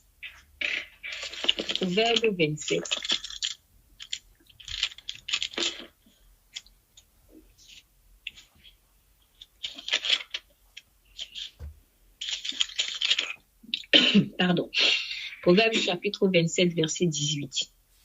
Celui qui soigne un figuier en mangera le fruit, et celui qui garde son maître sera honoré. Celui qui soigne un figuier en mangera les fruits. Celui qui garde son maître sera honoré. Alors, je voudrais trouver cela dans une autre version, et ça bloquait. Je vais lire ce passage dans plusieurs versions. Alors, ce parole de vie, par exemple, dit, celui qui prend soin de son arbre mangera ses fruits, le serviteur qui prend soin de son maître sera honoré. Là, vous voyez, il y a vraiment toujours aussi l'idée de cultiver, parce qu'on a vu tout à l'heure que cultiver, en fait, c'est prendre soin de quelque chose en vue de que cette chose-là porte du fruit, en fait. Celui qui soigne son figuier jouira de ses fruits, qui prend soin de son maître sera honoré. En fait, ce passage m'avait particulièrement touchée lorsque j'avais vu un film. Alors, c'était censé être chrétien. Non, c'était... Oui, je peux dire que c'était un film chrétien. Je peux dire que c'était un film chrétien dans le sens où c'était l'histoire d'un homme qui cherchait le Christ, en fait. Il cherchait le Christ et il croyait qu'il allait trouver le Christ par ses richesses, bref, par ses forces. Voilà. Mais il était sincère dans sa quête, hein, c'est-à-dire, il avait entendu que le Christ est à tel endroit. Vous savez, le Seigneur Jésus était... finalement nomade, hein, il allait de gauche à droite, de lieu en lieu. Et chaque fois que cet homme riche qui avait un serviteur à ses côtés, chaque fois qu'il entendait que Jésus à tel endroit, il courait. Il disait, ah ouais, j'ai entendu que le Christ est, par exemple, à Capharnaüm. Levons-nous, on court. Quand il arrive là-bas, boum, Jésus n'est plus à Capharnaüm, Jésus est maintenant à Béthanie. Ah, j'ai appris qu'il est maintenant à Béthanie. Pendant toute une vie, il a poursuivi le Christ. J'ai oublié le titre du film, mais si je le retrouve, je vous l'enverrai. Il l'a cherché pendant toute une vie. Et il avait toujours son serviteur qui était très fidèle. Ils ont vraiment développé, même à la base, c'était vraiment son esclave, je crois. Et à la fin, ils sont devenus amis. Ils sont vraiment devenus amis. Et j'ai été touchée par l'attitude de ce serviteur de son maître. Il aimait vraiment son maître. Vraiment, il aimait son maître. C'est pas, il avait pris soit comme un père, soit comme un grand frère, je sais pas comment expliquer ça, mais en fait, il n'était pas là comme un esclave, mais il l'aimait vraiment. Il obéissait vraiment par amour. Et ce maître-là pouvait compter aussi sur son serviteur pour lui dire les choses telles quelles. Et vraiment, en tout cas, il y avait vraiment un amour entre eux. Finalement, il n'a pas trouvé Jésus physiquement, mais il s'est passé quelque chose dans leur vie où il a failli mourir. Et en fait, là, il a eu la révélation de l'amour de Dieu. La révélation de l'amour de Dieu. Et l'une des grandes leçons ici, c'était savoir que, en fait, le Jésus que tu cherches là, c'est pas un Jésus selon la chair. Mais en fait, quand tu as reçu son esprit, là, tu es sauvé. Et ce monsieur a eu cette révélation. Et quand il mourait, il est en train de dire, je l'ai trouvé. En fait, je cherchais un homme physiquement. Mais là, je sens que je l'ai reçu dans mon cœur. Et là, cet homme a été transformé parce que c'était un homme au caractère très difficile. C'est ce qui m'a touché chez ce serviteur parce que quand je voyais le film, je disais, oh là là là là, avoir un maître comme ça, là, c'est compliqué. C'était un homme capricieux et tout. Et son serviteur, il supportait, mais parce qu'il aimait vraiment. Il aimait vraiment son maître. Et quand j'ai vu ça, et je suis tombée sur ce verset m'est revenu en voyant le film. Celui qui soigne son figuier en mangera le fruit. Celui qui garde son maître sera honoré. Et puisque à la fin du film, le serviteur a été vraiment honoré. Je ne sais pas si vous connaissez, en tout cas, Dieu a récompensé ses serviteurs. Vous connaissez ce proverbe qui dit que le serviteur qui se comporte comme un fils. Alors, donnez-moi une seconde. Le serviteur qui se comporte comme un fils, il finira aussi par être honoré. Je paraphrase. Le serviteur qu'on traite mollement dès l'enfance, ce n'est pas ce qu'on fait. Non, ce n'est pas ça. Le serviteur qu'on traite mollement, ce n'est pas ça. Bon, je le retrouverai plus tard et si je le retrouve, je le dirai. Mais en fait, il y a un proverbe un verset dans le livre de Proverbes qui nous dit, je paraphrase en fait que, en tout cas, quand un serviteur est fidèle, à la fin, il finit par vraiment être traité comme un fils, en fait. Et vous vous souvenez aussi de ce que le Seigneur Jésus-Christ avait dit à ses disciples quand il disait, je ne vous appelle plus serviteurs, mais je vous appelle mes amis. Donc oui, il peut arriver dans une relation vraiment où on commence avec serviteur parce que c'était ça à la base. Mais en fait, lorsque l'amour de Dieu vraiment commence à faire son travail, et que la confiance est là, et voilà, la relation elle évolue et finalement, je ne vous appelle plus serviteur, désormais ami en fait. Moi, je crois que c'est vraiment la volonté de Dieu déjà avec nous. Déjà avec nous, peut-être que tu connaissais Dieu comme un simple maître avant, mais sache que désormais Dieu en fait, il veut faire évoluer ta relation avec lui, que tu deviennes un ami, que tu deviennes un fils, en fait. Et à la fin, que tu deviennes une épouse. Dans nos relations humaines aussi, c'est pareil. C'est pareil. Déjà, même avec nos enfants, regardez, avec nos enfants, oui, au début, tu es seulement peut-être le père, la mère. Et en fait, quand l'enfant grandit et quand la relation grandit sainement, il y a des choses que tu pourras confier désormais à ton enfant comme un ami. Voilà. Voilà, c'est-à-dire vous n'êtes plus simplement père-mère, vous n'êtes plus simplement père-fils, mais vous devenez amis en fait. Et ça, c'est beau. Non, c'est comme ça. C'est comme ça. Si tu prends soin, quand Dieu t'a mis, on va dire, sous la coupe de quelqu'un, quand Dieu t'a mis sous la coupe de quelqu'un, si tu prends soin en fait de cette personne, comme tu prends soin d'un figuier, tu vas récolter l'honneur. C'est une déclinaison du principe, celui qui bénit en fait sa source, ou qui bénit le sol, qui cultive le sol d'où il a été tiré, il sera béni. C'est une autre déclinaison de ce principe. Et si je veux ramener cela peut-être dans les relations au sens, les relations ecclésiastiques au sens strict, quand vraiment le Seigneur nous dit de faire part d'une fait que celui qui reçoit un enseignement fasse une partie de ses biens, fasse don d'une partie de ses biens à celui qui enseigne, et que c'est juste en fait ce que l'apôtre Paul dit, c'est une question de justice, mais en fait c'est une façon de prendre soin du figuier, parce que quand tu vas prendre soin du figuier, tu es en train de faire du bien à ce figuier, et ce figuier va porter du fruit. Le fruit que le figuier là va produire, tu vas encore toi-même manger ça. Tu vas encore toi-même manger ça. Si le maître est honoré, est béni, la bénédiction là, tu vas en jouir. Si cette personne qui te suit, qui t'aide, qui t'amène au Seigneur, qui te forme, peut-être c'est même pas seulement au sens, on va dire spirituel, strict, même dans les relations professionnelles et autres, peu importe, même à l'école.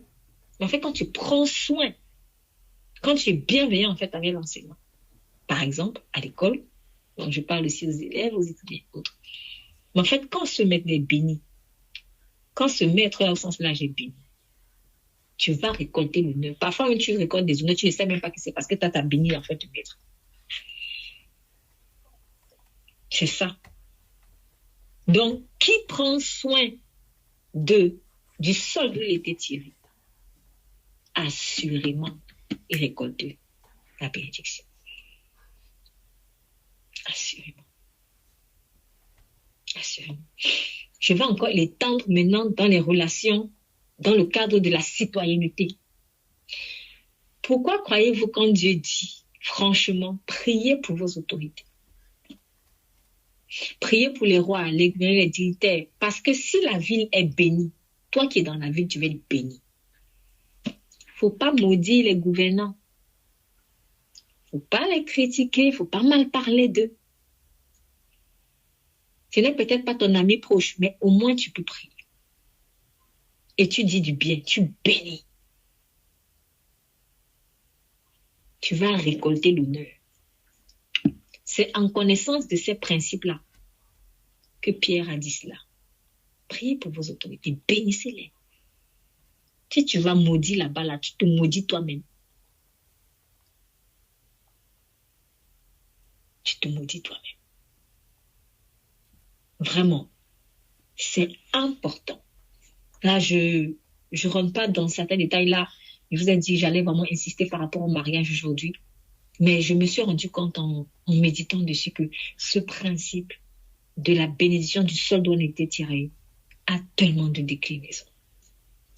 C'était un enseignant qui le disait, j'ai juste écouté un extrait, mais cette fois-là, il avait évoqué la colonisation, en fait. Il avait dit, je le dis avec mes mots, mais en fait, non, il n'a pas dit ça comme ça, mais je vais le dire maintenant avec mes mots. Parce que moi, je suis un peu allée plus loin dans ma réflexion. Mais il était en train d'encourager à prier, par exemple, pour la France. Eux, ils sont en Côte d'Ivoire. Il a encouragé à prier pour la France. Et il était en train d'évoquer la constitutionnalisation de l'interruption volontaire de grossesse. Et en expliquant vraiment les répercussions spirituelles de cela. En fait, il disait la désinvolture par rapport à ce qui se passe en France, même s'ils ne sont pas en France, en fait, elle n'est pas bonne. Parce que ça peut avoir des répercussions, même sur eux, et que, ouais, souvent on est là, on critique, oui, d'ailleurs, là, ils ont été les colons, machin, etc. Mais il y a quand même des choses que tu as bénéficié d'eux. Tu parles leur langue. Il a donné cet exemple. Je sais que certains, pour eux, vont mépriser ça. Mais vous savez, même si ça n'avait pas été une raison pour faire du mal, à l'époque surtout de la colonisation, est-ce qu'il y a quelque chose de bon que tu peux dire que tu as tiré, en fait, de cette période? Est-ce qu'il y a quelque chose de bon que cette personne, qu'on appelle le colon, t'a apporté? Est-ce qu'il y a quelque chose? Bon, moi, par exemple, je viens d'un pays où, dans beaucoup de régions, on ne croit pas que la femme puisse aller à l'école. Et comme par hasard, ce sont des étrangers, beaucoup d'étrangers sont venus promouvoir l'instruction de la fille. Parce que dans beaucoup de localités, c'est le garçon qui va à l'école, la fille doit seulement se marier, faire le ménage et tout ça. Et ce sont les fameux, je ne sais pas si je peux dire colons ou descendants de colons, je ne sais pas comment on dit ça, en tout cas étrangers là, qui sont venus promouvoir l'instruction de la femme. Et jusqu'à aujourd'hui, ce sont encore des étrangers, au travers par exemple d'associations d'ONG, qui viennent financer même des associations nationales pour aider la promotion, pour aider par exemple l'éducation de la femme et lutter contre certaines injustices, des choses comme ça, en fait, des traditions dévalorisantes. Tu profites de ces gens. C'est vrai, ils ne sont pas sains, ils ont fait des choses qui ne sont pas bonnes. Mais est-ce qu'il y a quelque chose dont tu peux profiter? Peut-être nous, on est là aujourd'hui, on parle, on écrit et tout ça. Mais je vous assure, il y en a qui n'ont pas cette chance. Parce qu'ils sont nés dans des familles, mais vraiment bizarres. Tu aurais pu naître dans ce genre de contrée. Tu aurais pu naître là-bas. Et même pour celui, tu maudis, je ne sais pas moi, tu maudis la France, ou tu maudis, je ne sais pas moi, quel autre pays. Mais tu veux quand même rester là. Pourquoi? Parce que tu sais que si tu retournes là-bas, tu n'auras pas certains avantages que tu as ici. Il ne faut pas maudire la source. Il ne faut pas maudire. Ce n'est pas une question ici pour amener maintenant l'idolâtrie. J'insiste, parce que certaines personnes, nous on a un peu l'esprit bizarre. On a l'esprit, quand on ne fait pas, si on va à notre extrême, on se détourne tantôt à gauche, tantôt à droite. Putain, il est écrit, ne te détourne ni à gauche, ni à droite. Suis seulement ma parole. Voilà. Ce n'est pas pour applaudir des sales choses qui ont été faites à l'époque, peut-être des colonisations ou autres. Ce n'est pas ça. Cependant, déjà, surtout si je suis enfant de Dieu, le pardon doit nous aider à avancer. Le pardon doit nous aider à avancer, premièrement. Et deuxièmement, essayons de voir aussi les choses du bon côté. Essayons de voir les choses du bon côté. Et ce message, je le dis, mais je le dis aussi à celui qui peut-être, qu'on appellerait peut-être descendant de colons. Toi, tu veux chasser maintenant cette personne, soi-disant qu'elle est immigrée pour sa couleur de peau. Mais il n'y a pas des choses dont tu profites. Il y a des choses, peut-être tu aimes bien le café là. Mais ce sont ses parents qui sont en train de produire le café que tu aimes bien. Ce principe va très loin en fait. C'est la vérité. Chaque fois que tu tires quelque chose de bon, chaque fois que Dieu t'accorde la grâce de tirer quelque chose de bon de quelqu'un, bénis. Prends soin de cette personne. Cultive. Franchement, si là je parle, mais je sens de mon cœur qui est lourd en fait de. C'est comme si l'Esprit de Dieu est peiné en fait. L'Esprit de Dieu est peiné parce que on ne se bénit pas. On ne se bénit pas en fait. L'homme est avare avec les bénédictions des uns des autres. On ne se bénit pas. Nous, on croit seulement que tout ce que l'autre a, c'est grâce à toi. Mais toi, tu ne vois pas ce que toi, tu reçois de l'autre, en fait. Donc, oui, je parle aussi à celui qui chasse quand il est immigré. Eh bien, chasse tous ces immigrés-là. Tu verras à quoi ta vie va ressembler. Parce que là, tu es en train de maudire une de tes sources. Et si tu le fais,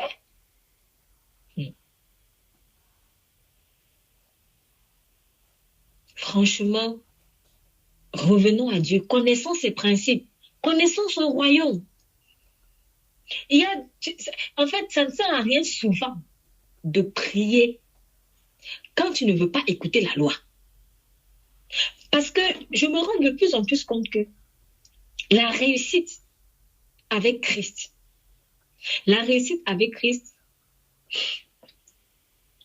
et lorsque cette réussite-là, quand je parle de réussite, je ne parle pas juste d'avoir la crainte de Dieu, mais je dis réussir dans la vie en général sur le plan naturel aussi. Donc, quand tu as du succès, par exemple dans tes entreprises, en fait, c'est parce que tu obéis à des principes. Tu ne peux pas mépriser les principes de Dieu et venir seulement dire que tu vas prier, c'est là pas la magie que le succès va venir. C'est impossible.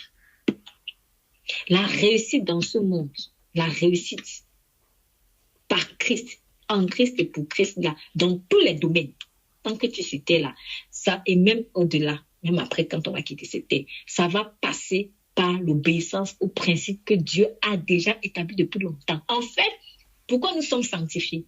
Nous sommes sanctifiés par le Saint-Esprit pour pouvoir obéir aux principes divins qui existent déjà depuis longtemps.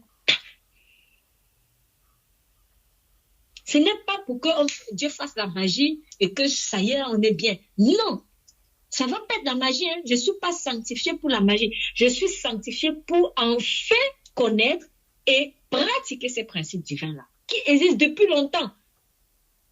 La sanctification, c'est quoi? C'est juste ramollir nos cœurs qui étaient trop durs pour obéir à Dieu. C'est tout.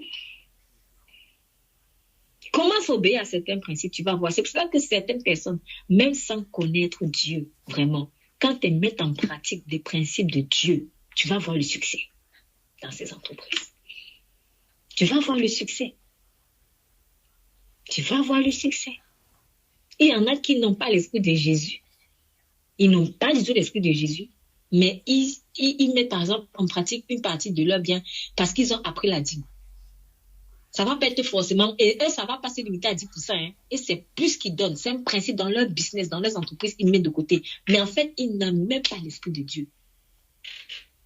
Bon, aussi, c'est parce que parfois, c'est certain, dans certains cours de développement personnel, surtout quand c'est en matière de business, d'argent et tout ça, souvent, on va prendre des principes bibliques, mais on ne dit pas que c'est biblique. Hein. On ne dit pas que c'est biblique. Moi, on appelle ça du vol de droit d'auteur. Mais bon, quoi qu'il en soit, ils mettent souvent des principes bibliques en pratique dans leur business. Et ils voient la prospérité. Moi, je me souviens que quand quelqu'un m'avait parlé, je n'étais pas encore en Christ à l'époque, mais la personne m'avait en fait parlé de la dîme et je me suis dit, bon, ça, depuis que moi je suis à la messe, on m'a jamais vraiment parlé de ça. Bon, pas sur des dénis de culte et autres. Mais en fait, cette idée de donner de ce qu'il y a une portion de tes biens là, ça t'appartient pas. Moi, j'avais jamais. C'était vraiment, c'était fort pour moi. Et j'ai prié après. J'ai dit, Dieu, je sais pas si c'est vrai, mais je vais mettre en pratique. Je vais voir si ça marche. Donc, j'étais une petite étudiante, je gagnais pas grand-chose, mais je dépendais encore financièrement de mes parents à l'époque. Et comme je l'ai déjà dit dans mon témoignage, bon, moi, je viens d'une famille particulière, donc même pour travailler, on t'empêchait. Bon, c'était un peu bizarre. Mais bon, en tout cas, pour ceux qui vont écouter ce message, allez voir mon témoignage sur la chaîne YouTube de l'Église Jésus-Christ Roi des Nations pour comprendre mieux. Je ne vais pas rentrer dans les détails de ça aujourd'hui, il n'y a pas de temps. Mais c'est pour dire que moi, je n'avais pas vraiment le droit de travailler. Donc, tout l'argent que j'avais, c'était vraiment ce que particulièrement mon père me donnait. Et du coup, j'avais décidé de donner en fait au moins un dixième. J'avais dit au moins un dixième. J'ai dit qu'à partir d'aujourd'hui, quand je vais souvent à la messe là, ça ne va plus être les petites pièces, les petits, voilà, parce que c'était seulement ça, les petites pièces, les petits trucs comme ça. J'ai dit non, maintenant, je vais donner minimum 10%. Le premier jour où j'ai fait ça, j'étais choquée. Mais j'étais choquée de ce que la même semaine, l'argent venait de partout. L'argent venait de partout. L'argent venait de partout. J'étais choquée. C'était la première fois de ma vie où j'avais vraiment eu vraiment la révélation de la puissance des principes en fait de Dieu. Là, c'était sur le plan financier. Et ça ne s'est pas arrêté. Après, comme la personne m'avait dit, bon, maintenant, il ne faut pas faire ça, c'est bon, pour avoir l'argent. Et parce qu'elle commençait à me dire, non, maintenant, je connais un moyen d'investissement. Bon, je rappelle, j'étais encore bien charmée là. Mais Dieu m'avait touchée. Ça m'avait touchée. Parce que quand j'ai vu ça, je me suis dit, au-delà de l'argent, je réalise que non seulement un Dieu existe, mais il est vivant. Et quand tu mets en pratique ses principes, ça marche. Et ça a été un filet par lequel Dieu m'a tenue. Parce que même quand j'avais d'autres problèmes, pas forcément sur le plan financier, mais je me suis dit, je sais qu'il y a un Dieu qui existe, qui est vivant, et que si tu mets en pratique ces principes, ça va marcher. Alors, c'était ce qui est resté sur mon cœur. Et Dieu m'a aussi tenu comme ça, jusqu'à ce que vraiment je le rencontre véritablement. Donc, tout ça, c'est pour vous dire que la réussite, en fait, à vrai dire, sur tous les domaines de ta vie, va passer par l'obéissance à des principes que Dieu a établis. La sanctification a pour but de nous révéler des principes qu'on ne connaît pas et de nous donner la force d'obéir à ces principes parce que de nous-mêmes, par la chair, on ne peut pas. Voilà pourquoi l'Esprit de Dieu nous sanctifie, pour qu'on soit capable d'obéir. C'est pour ça que Dieu dit, je leur donnerai un cœur nouveau et un esprit nouveau. Et je mettrai dans leur cœur mes lois, afin qu'ils puissent obéir. En fait, Dieu te donne son esprit pour que tu puisses obéir naturellement. Car de toi-même, dès qu'un homme va te prendre la tête, tu vas l'abandonner. Oui, de toi-même, dès qu'une femme va te prendre la tête, tu vas l'abandonner. Mais maintenant, pas l'esprit de Dieu. Même quand la personne va te prendre la tête, tu te dis, bon, si je suis une femme, Dieu m'a appris, il faut que tu bénisses la source d'où tu as été tiré. Je dois cultiver le sol d'où Dieu m'a tiré. En tant qu'être, il faut que je cultive ce champ. Ce champ-là a des épines, des ronces, des mauvaises herbes. Mais je dois cultiver. Je vais faire ma part. Je vais appeler la pluie du ciel. Ça là, en tant qu'homme animal, moi je ne peux pas. Moi je ne peux pas. Franchement, je ne peux pas. Mais en tant qu'être spirituel, qui veut vraiment aimer Dieu, je vais le faire. Donc, c'est ça l'œuvre de la sanctification. Si je ne suis pas sanctifié, je ne peux pas.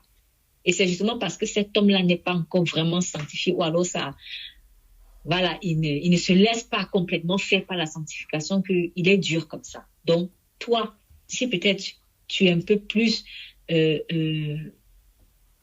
malléable par Dieu, ben, profite en fait. Voilà, profite et vas-y, cultive le champ. Cultive le champ.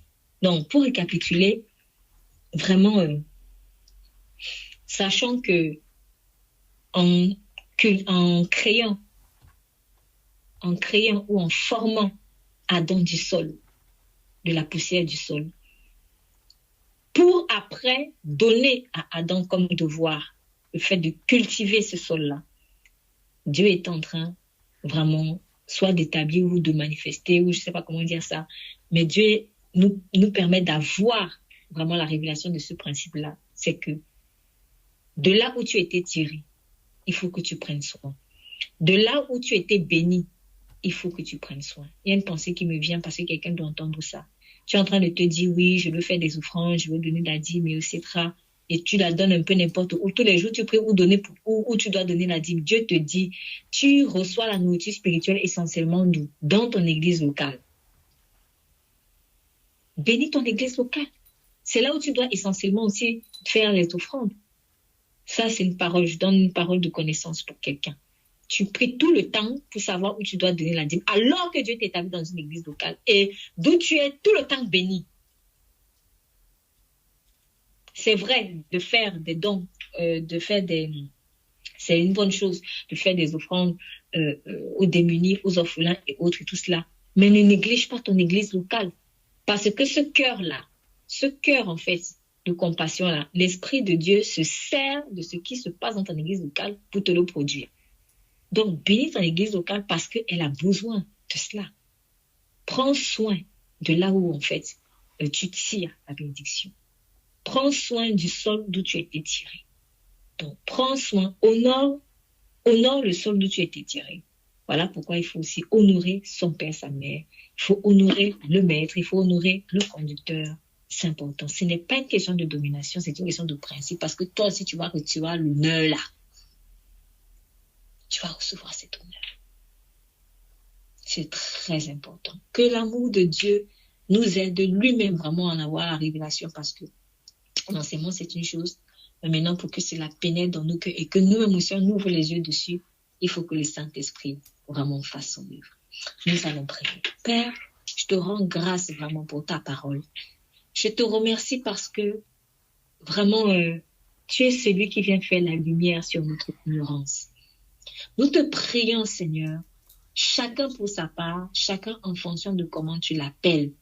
Seigneur, aide-nous à prendre soin du sol que tu nous as confié. Peu importe le nom que ce sol peut avoir, mais je prie en particulier vraiment dans le cadre du mariage ou la préparation au mariage. Je prie également, Seigneur, dans les rapports dans ton église, avec les conducteurs, à l'école, avec les enseignants, à la maison, avec les parents, et les amis, peu importe, toute personne qui aurait été une source de bénédiction. Seigneur, merci vraiment d'être de nous des hommes et des femmes d'honneur. Seigneur, je prie pour des personnes qui ont vraiment la rancœur par rapport à la colonisation, la rancœur par rapport aussi même à l'esclavage qui était encore plus difficile.